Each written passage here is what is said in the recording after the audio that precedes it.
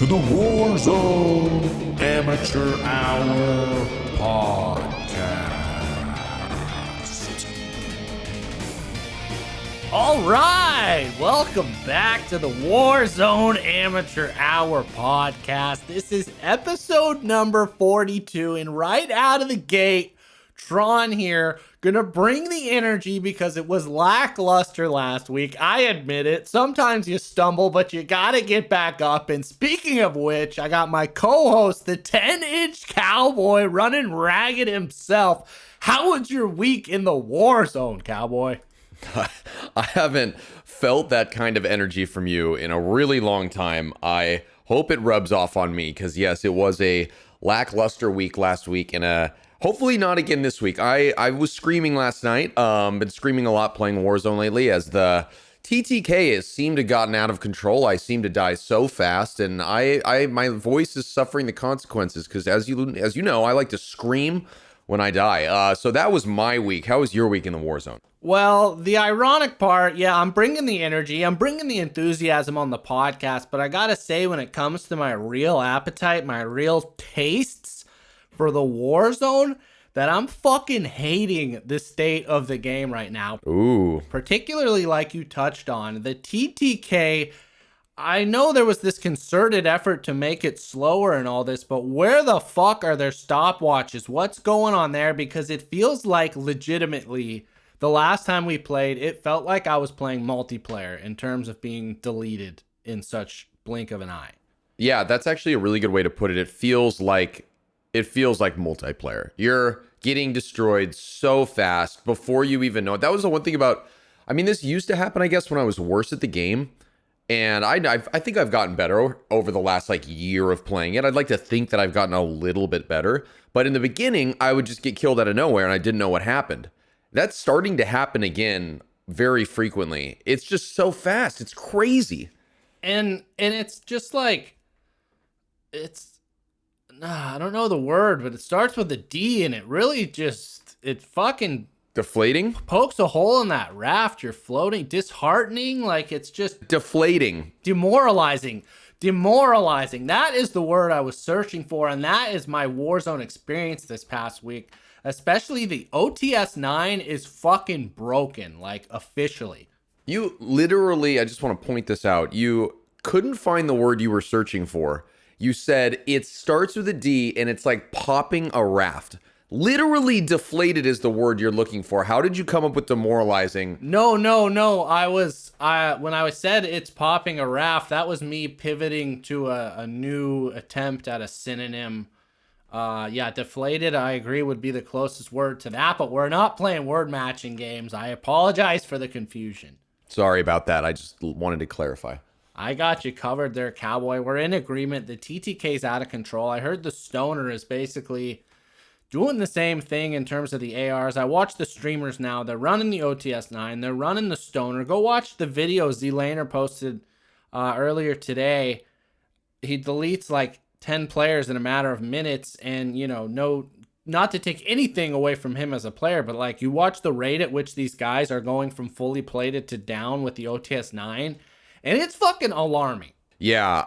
I mean, I don't think anybody that listens to this podcast is on the same level as Z-Laner, but I've heard that I don't even have it unlocked. I don't even have that weapon. Do you? Do you have the weapon?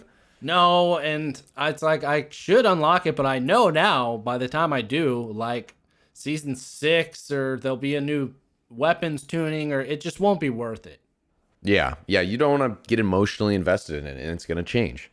Yeah, it's going to break your heart as soon as you finally go to town. You go get yourself better off. You work on yourself. You make yourself the better guy. You show up and she's got a new guy or something, right? Yeah, but at the end of the day, you still got yourself. That's right. At the end of the day, we're going to play like amateurs do. We're going to fucking go out there knowing the odds are against us, knowing they're running their sweat PCs and their crazy drop shotting tactics and all that other crap, their OTS 9 insane broken TTKs. But we'll be trotting out there with our M13s and our C58s and whatever the fuck else my guys, the amateurs out there are running. That's the spirit.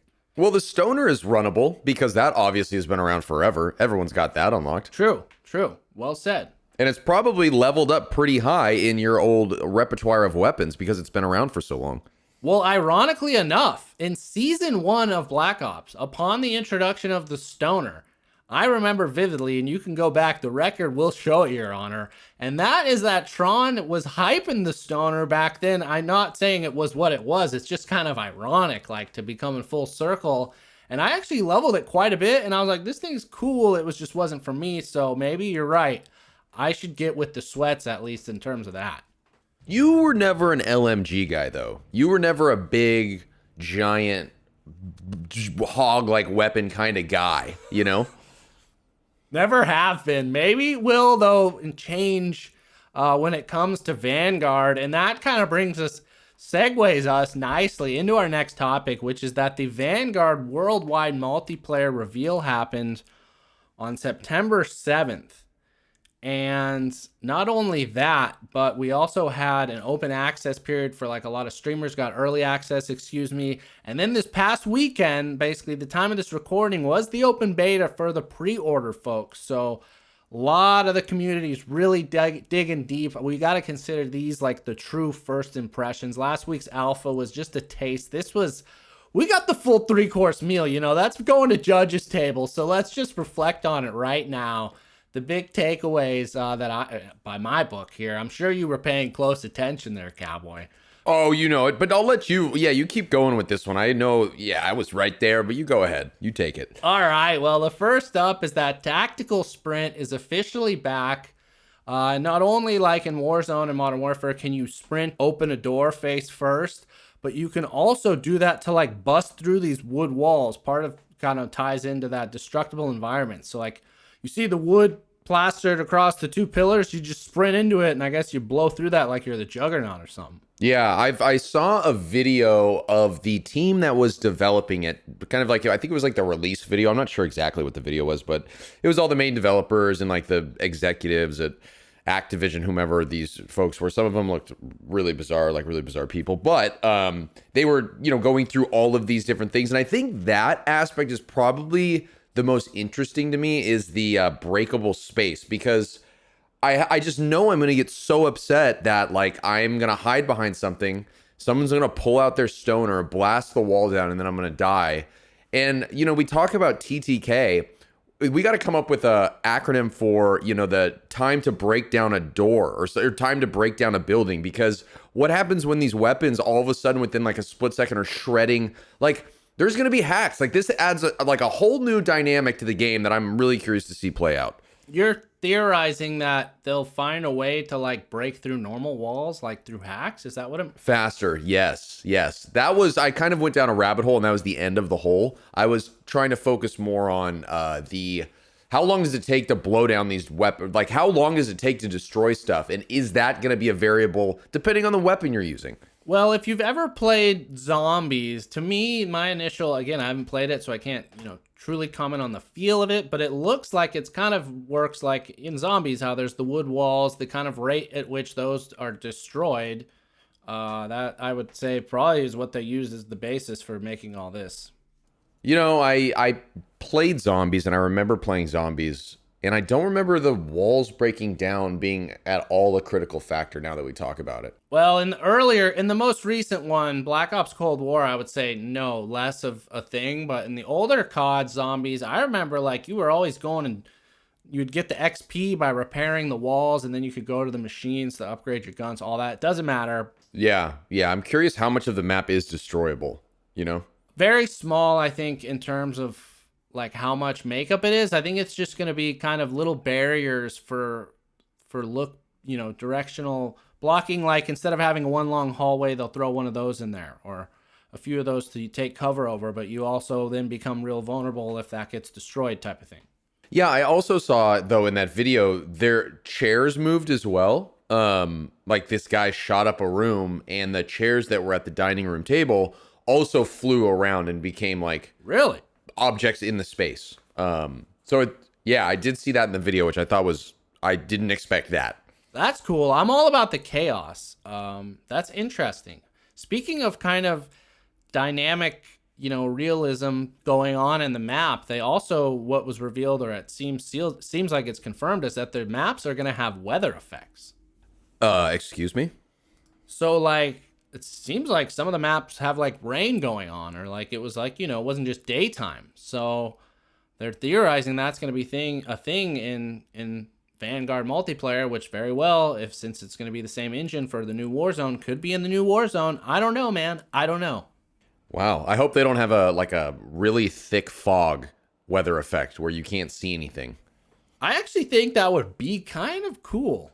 Really? It'd make it a little scarier, Yeah, and it'd kind of take away the long range. Like, it'd force it kind of, a short range type of game. Oh, it would render basically long range ARs and snipers obviously useless, Yeah, that's cool. And unless you like throw on the old fucking thermal scope, which I guess we don't even know is going to be in the new game. Ooh, then you get the thermal scope in there. I didn't even think about that. That's pretty genius. Yeah, then that would be cool. It'd be also cool on the map if there were different elevation points, and like if you crossed into like foggier areas, like if there was a map that was kind of based off of like a San Francisco, where you go up higher in the city and it's obviously there's like more clouds than down by say like the water area. That would be cool too. And it was changing, it was revolving, so like if the map was pulling up a mountain and you had to go into the fog, like imagine a final circle with fog. That would be so cool.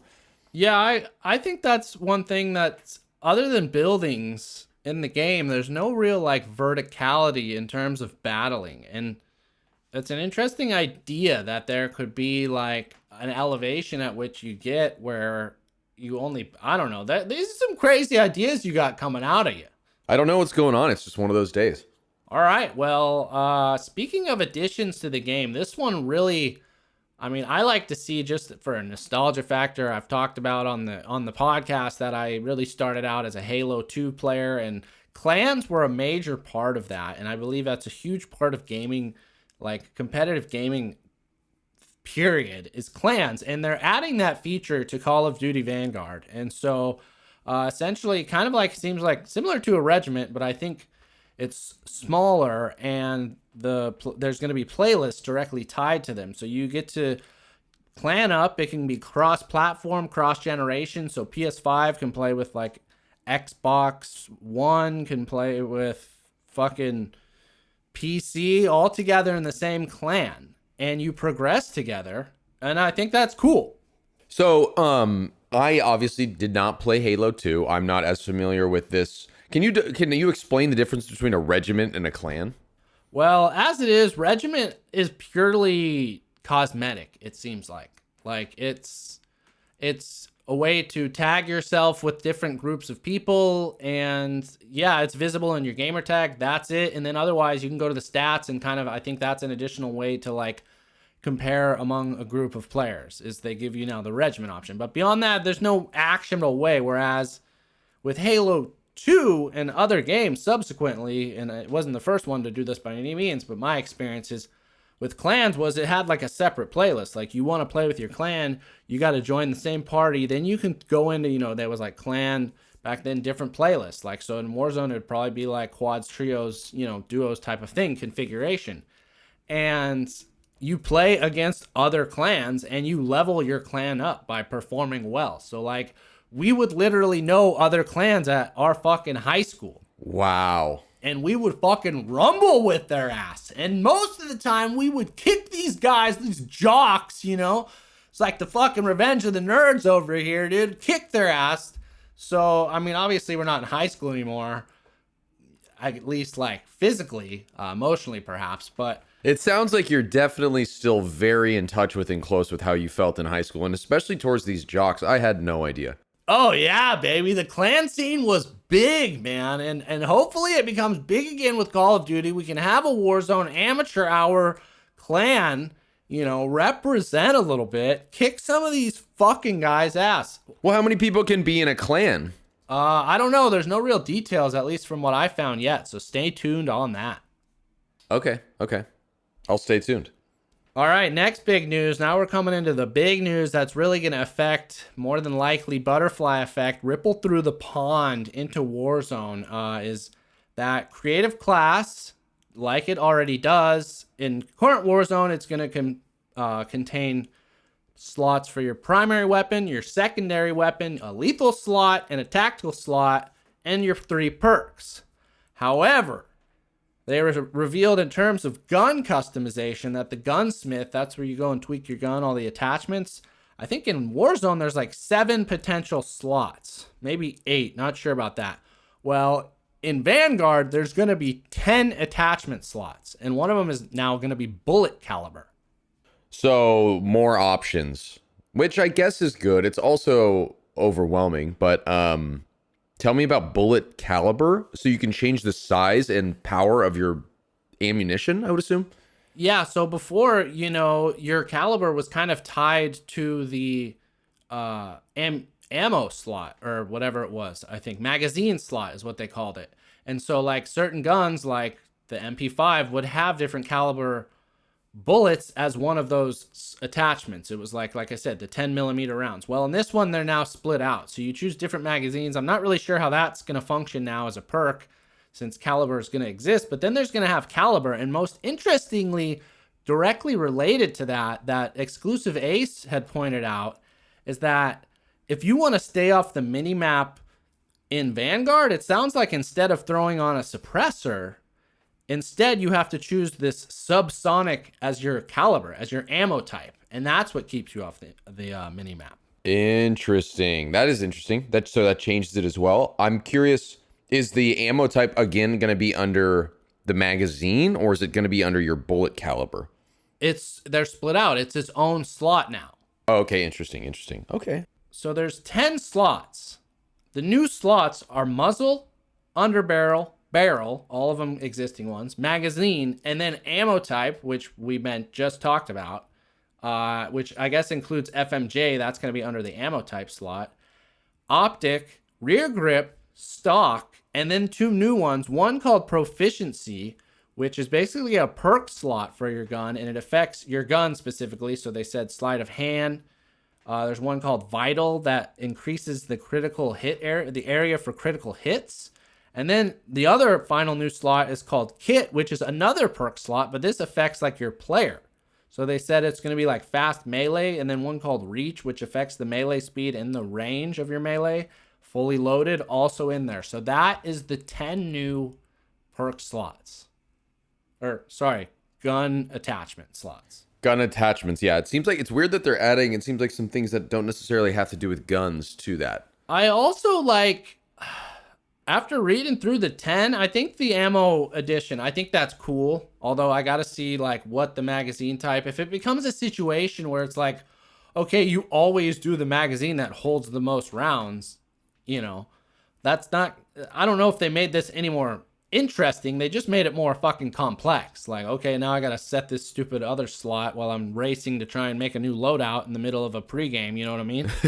Yeah. But then these other 2, why not just keep it 1 perk slot? I like that. Now there's 2 perk slot. That just introduces more room for abusing the game. This one that makes the critical hit area bigger. There's going to be some bullshit. I already can tell. You know what I almost don't like about the complexity aspect of this is that, follow me down this rabbit hole. So okay, we're amateurs here, right? And we host a podcast. Everyone that listens to this, the great people that listen to this podcast, the wonderful players out there, they're in tune with what's going on, right? They know what attachments they need. They whether you're a casual player, if you're listening to this podcast, you are in tune with Warzone and you know what you need.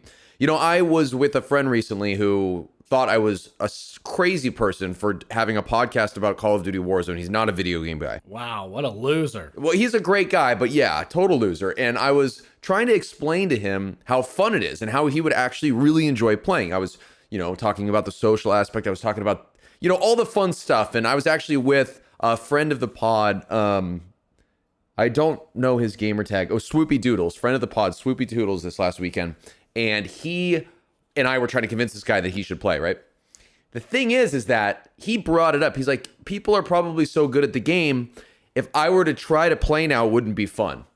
And I couldn't argue that because I was like, yeah, it's going to be rough at first, but if you stick with it, it'll be good. What doesn't help that mentality for new players is if the game is so much more complex. If they have 10 slots, I know it's a small step, but they try. I feel like their vision of who they need to impress are like the hardcore gamers, and like they need to also be thinking about the new blood that's coming to the game. Like I don't think that this is helping that. Does that make sense?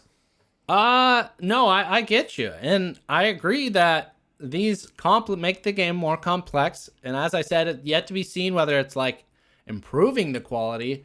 But that is a downside. I mean, I can even recall when I first fired up Warzone and I went to loadouts. I've played Call of Duties. That's where you go. You go to your loadouts, you see what kind of guns they give you right off the bat, and you build your loadout. It's like you get that fat dopamine hit. It feels fucking great. You're like, COD's back, baby. Yes. And I did that, and then I go to the like gun attachment thing. I find that tab, and it was kind of, paralyzing at first when you saw all those attachment slots. And it's like, now Very overwhelming.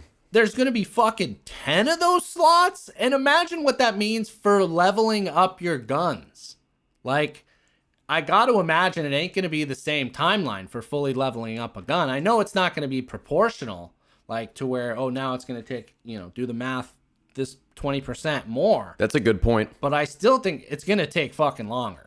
I agree. That's a really good point. Yeah, it will take longer. The timeline's got to get stretched if there's that many more attachments, right? Unless each one of the categories, instead of having like, I don't know what that magic number was, like 6 or 7 or 8, of like in your optic. Well, optic, actually, there's probably 5,000 in the optic category. Bad example, but like your muzzles, you know what I'm saying? Like if there's 7 muzzle options, do they decrease that to make it the same timeline? Do they only have 4 muzzles? You know what I mean? Yeah, that's a fair point. We haven't yet seen what the total number of attachment is. Maybe they par down stuff. The good news is it sounds like when you go and compare attachments, it's similar to how Black Ops Cold War does it, where like all of the data is quantified.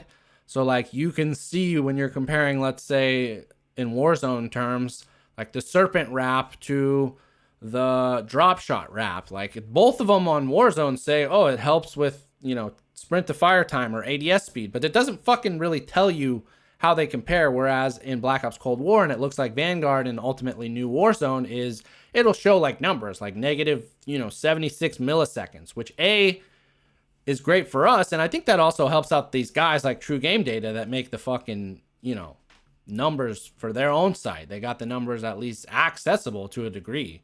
I agree. I completely agree. Yeah, I totally agree. Yeah, we'll see. I mean, but at the same time, maybe there's something we're not seeing in this that's going to make it great, I mean, we always preach that change is a good thing. We'll see. Yeah, some things are change is a good thing. Other things stay the course, baby. But that was quite a foray into the new reveal that there's 10 weapon slots. I think, as we said, it's going to complicate things. Like, final thought is like when you go and watch now a best loadout like video, oh my god, the way these guys are gonna stretch that shit out is gonna kind of be nauseating. Oh yeah.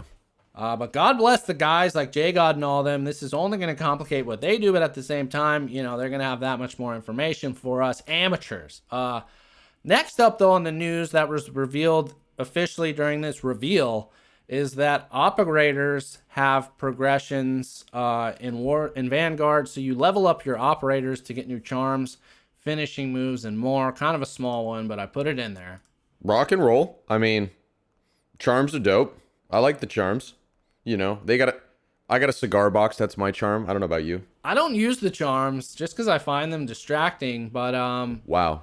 Another thing that was not on the official press release, but your boy Tron noticed during the gameplay demo was like, Vanguard has some serious gore and dismemberment. Specifically, there's a scene where this guy gets hit by a grenade and his fucking leg gets blown straight off and like blood's just gushing out of that thing. So it's kind of sick. I don't want to be encouraging violence or nothing, but I've always felt like that shit's cool in games. Explains a lot that you love the gore and people getting blown apart. So I'm glad that makes you happy. I'm sure this is a little fun for you. I wasn't really a big gore guy growing up. Didn't like the Saw movies. Didn't like, I saw Jaws as a child. I didn't like the shark getting, eating the person. And, so I'm not a big fan of the gore, but, to each their own, I guess. You didn't think it was cool when that old sea captain goes tumbling into the jaws of that fucking shark. Oh my gosh, I've had nightmares about that. His name's Quinn, by the way, and when Quinn slides down the wooden dock into those gigantic jaws of that great white shark and it bites down just below his nipples on his chest, ooh, that was like the most horrible thing I've ever seen in my entire life. He coughs up blood. Oh, man. All right, wow. Clearly seared into the mind of the 10-inch cowboy. But yeah, I just think it adds to the realism. Like, this is fucking war. It's brutal. You know, it's fucking unsightly. And it is an adult game. You know, it's rated, I think, M for mature. I would fucking hope so. Yeah, but except we get...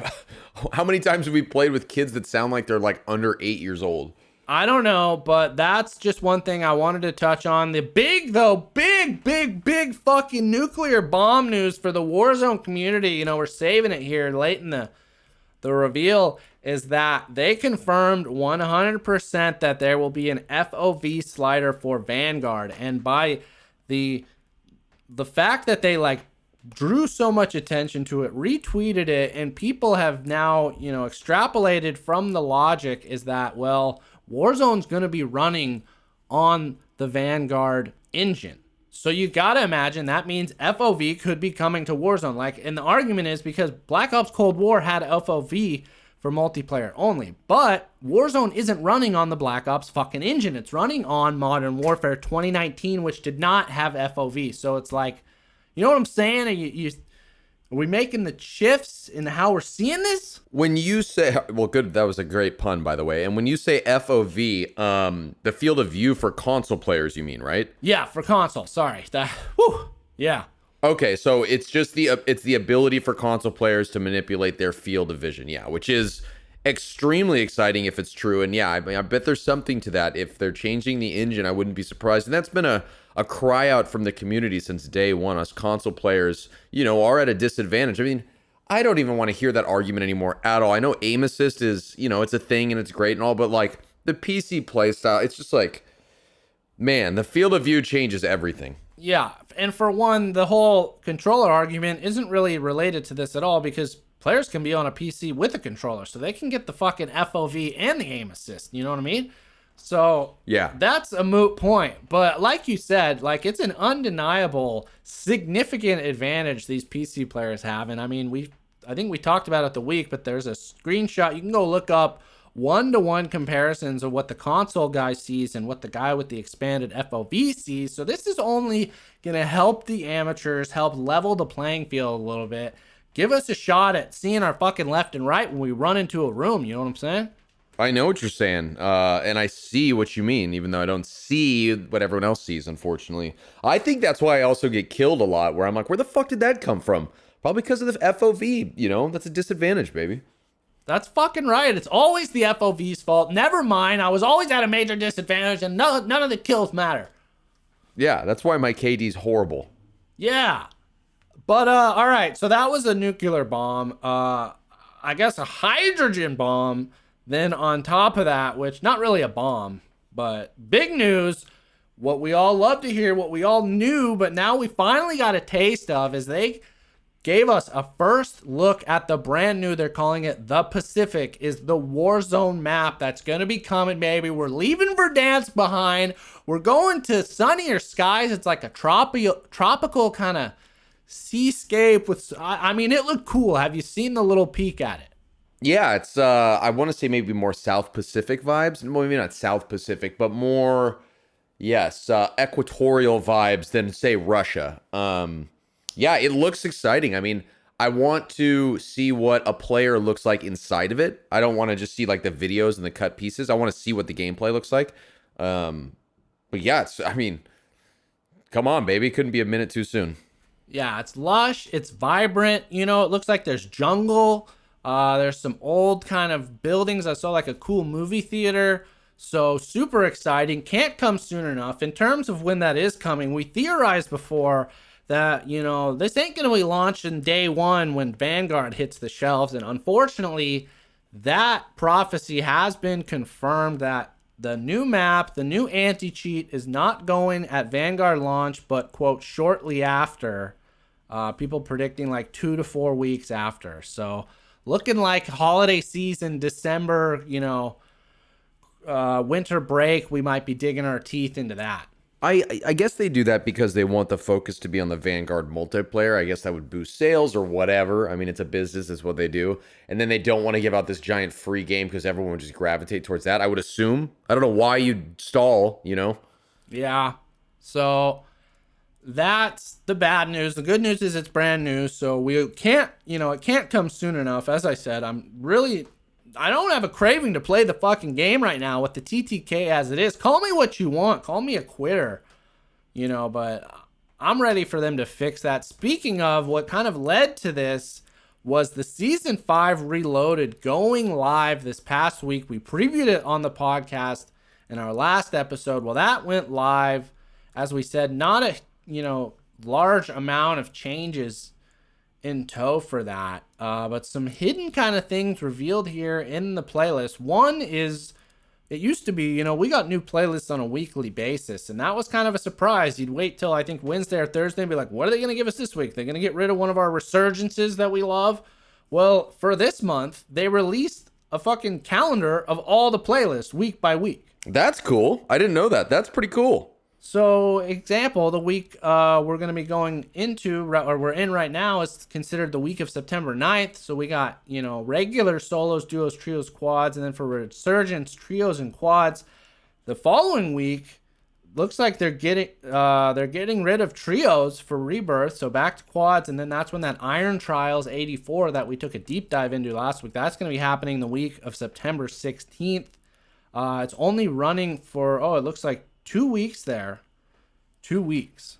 That's it? Yeah, the Iron Trials playlist. Interesting. Are you excited for that? I am. I tried the new one, which is Clash. I jumped into that for a little bit. It basically is like the old Warzone Rumble playlist they used to throw on, but it's just smaller scale. So not a huge fan of that. Gotcha. Well, yeah, I mean, it's only 2 weeks. I'm surprised it's that short. I thought it would have been longer, but I guess that's kind of how, I guess that's where that would move to. I don't know. Yeah, well, in terms of updates that we didn't cover, they had a number of bug fixes, quite a bit, which is like wild to me to know there were all these bugs going on. As I said, the only new weapon is going to be the Sai, the old Ninja Turtle special, and that's going to be, I guess, unlockable during the Numbers event, which is the week of September 21st. They got all these events coming up, damn. Yeah, and the other thing which we couldn't preview because you can't predict till they release it was the weapons tuning that they did. They actually touched, it looks like 12 guns here. Unfortunately, my beloved C58, which I was running as my assault rifle, and the MP5 with those 10mm rounds, both of them got nerfed, somewhat. The C58 specifically, they just say recoil adjusted, and then they have a huge fucking paragraph about that after, but essentially, they said it's guns like this that have a slow rate of fire, but pack a punch should have kind of higher recoil, so they're upping the recoil now to kind of make it like that. The EM2, they said the base optic eye position was retracted. Something about if you used a high zoom optic on this gun, it looked weird. The assault rifle Bravo for Modern Warfare, as I said, I have to fucking look this up. So assault rifle Bravo, after a quick Google search, that's the FAL. They nerfed that. Apparently they say here in the patch notes that the data suggests it was an absolute monster, which is funny because I don't really know anyone that was running it. I know at a point it was meta. I ran it a little bit. It was a fun gun. It's the single fire, semi-auto rifle, but I guess that was broken. They upper torso multiplier, all they did was decrease it from 1.1 to 1. So I don't know how much of a monster it was. Yeah? Was that a question? I'm here. Yeah, that's for you. I mean, I don't know. I don't run the gun. It just seems like they didn't do very much. My question with these updates is, did they touch the Stone or did they touch the OTS-9? Well, we'll get to that because they touched one that's very close to your heart. First, though, is the Groza. The sprint to fire speed was increased by 15%. So I guess that they said it hasn't quite fulfilled the role they intended for it. So now it's a bruiser-oriented SMG hybrid. The other one, though, is your beloved Krig 6. Now, you're going to have to get a load of this. The maximum damage was decreased. The mid damage, it says now 25. I don't know what it was prior. The minimum damage was decreased, and the weapon kick was adjusted. But when you go and read the patch notes, it sounds like they smoothed out the recoil. So it's like the Krieg had zero fucking recoil to begin with. Now, I like that they kind of nerfed it a little, but then when they buff the recoil? I love it. That's what I'm talking about. I love it. So I know J-God's still running it. Again, though, it sounds like the Stoner's the move. Light Machine Gun Alpha. So Light Machine Gun Alpha, for whatever the fuck reason, that's the Stoner. So that was adjusted here in the patch notes. It specifies that the recoil was increased slightly. That's it. They didn't touch the damage. None of that. And they said it's incredibly accurate. They wanted to make it a little harder to control.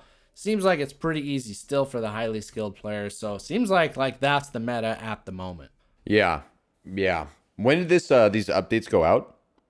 This was midweek of this past week of recording. So to run down the rest of the list until we get to the big questions, the big reveal, they also adjusted the tactical rifle Charlie, which is the AUG, the Black Ops AUG, the DMR.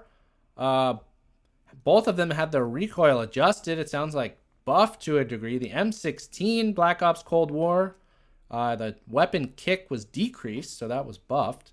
The Type 63 was adjusted, which J-God had revealed. I don't know if I touched on it a week or two ago, but he basically discovered through, again, somebody alerting him to it, that the Type 63, when you built it a certain way, was just absurd, like almost like an SMG. So that was nerfed heavily here, like the headshot multiplier from 2.1 to 1.58, neck multiplier 1.2 to, was increased. So the neck multiplier was buffed. Upper torso and lower torso were both nerfed, and the weapon kick, though, was decreased, interestingly enough. Then the submachine guns, the MP5 Modern Warfare with 10mm rounds specifically was nerfed. The max damage range was decreased from 34 down to 31.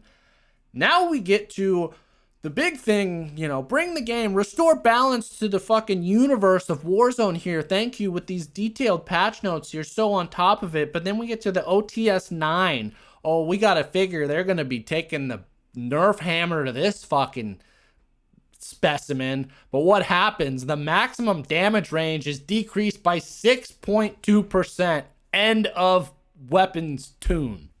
Oh, that's so good. Why the hell do you think they do that? Why do they do this to us? Why do they do it?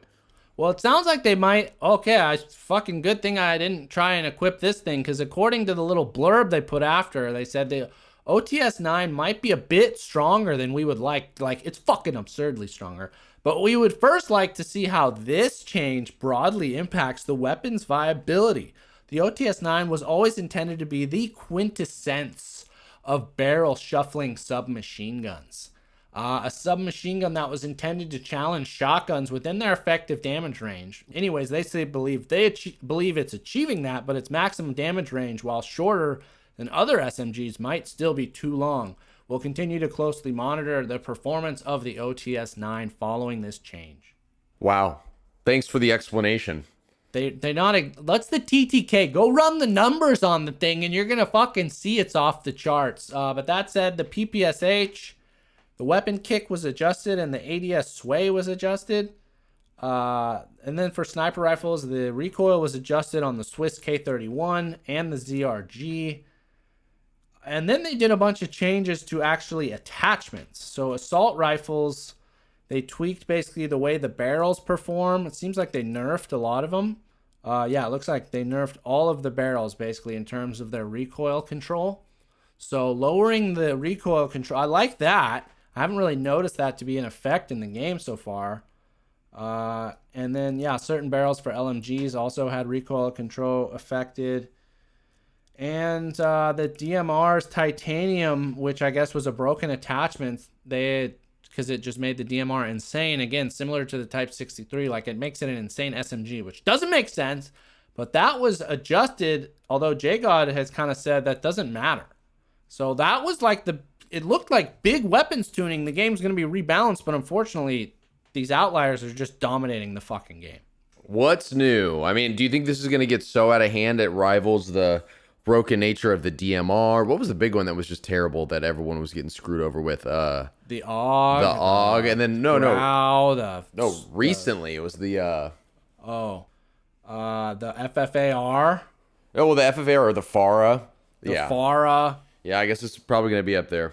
You know, so as we say that, it's clear this is not the first time that Warzone's going to be in a state like this, but hopefully that also means the change is on the horizon if they're closely monitoring it like they said. But that's really the big news for the new season, other than the Judge Dredd skins coming. We fucking talked about that. It's official. Again, not a ton of game change and stuff there, but we've just got... I'm trying to get to the Pacific, you know? It's like I'm Jamie Foxx driving that limo in Collateral, and when I pull down my little visor to look at my dream, you know, my future existence, it's going to be that little Pacific map in Warzone, because I can't wait to get there. Wow, vivid. You know I love the South Pacific in general, so I'm very excited about this as well. This is very necessary. That said, we got to have balanced guns with it, but at the same time, like, if I'm getting killed, at least it's something new to look at, you know, in the kill cam. I mean, we still don't know what's going to happen with all the weapons, so that's a huge question mark. Well, I think they confirmed Arsenal's just gonna keep expanding. I don't know. They need to cull that shit down. Like you said, that's another barrier. Like, you're coming into this game and people got hundreds of guns and like leveled beyond what you're gonna get to. Like, come on. Yeah, it's crazy. It's just crazy. So yeah, that's really it for the news, for the happenings in Warzone. I wanted to end today's episode. We got a fantastic email from a YouTube user, Tron. So great inspiration there. No relation.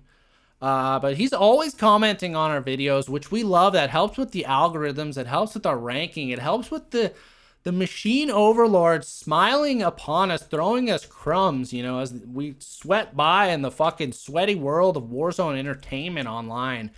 Gabatron comments after I touched on last week, you know, we had a little negativity, a little down in the dumps. And he really brought me back up. And what he said is, as for people complaining that you were negative in one of your earlier pods, they need to just harden up, put their big boy pants on, and play the fucking game. Everyone, from the most amateur of amateurs to the king of the sweat lords, has raged out and been negative at some point. It's part of the game. It shows that the juices are flowing. I love this game and I love your podcast, even though I'm still shit and rage out all the time. It's all part of it. Don't change anything. You're doing great. I wish everyone could see the single tear that's streaming down my face right now. It was just so beautiful. It's beautiful. We love it from our community. We love you all. That's going to do it for us this week on the Warzone Amateur Hour podcast. Thanks so much for dropping in with us. Hopefully next week, come to report a little bit more balance in the game and to get that shit under control. Yeah. Fucking lock it up. Well, we will talk to you next week. And until then, good luck in Rebirth Resurgence. the gulag.